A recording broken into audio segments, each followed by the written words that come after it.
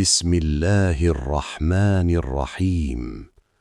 الرحمن علم القرآن، خلق الإنسان، علمه البيان. الشمس والقمر بحسبان، والنجم والشجر يسجدان. والسماء رفعها ووضع الميزان، ألا تطغوا في الميزان. وأقيموا الوزن بالقسط ولا تخسروا الميزان. والأرض وضعها للأنام، فيها فاكهة والنخل ذات الأكمام، والحب ذو العصف والريحان. فبأي آلاء ربكما تكذبان؟ خلق الإنسان من صلصال كالفخار، وخلق الجان من مارج من نار.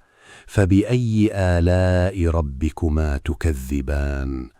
رب المشرقين ورب المغربين، فبأي آلاء ربكما تكذبان؟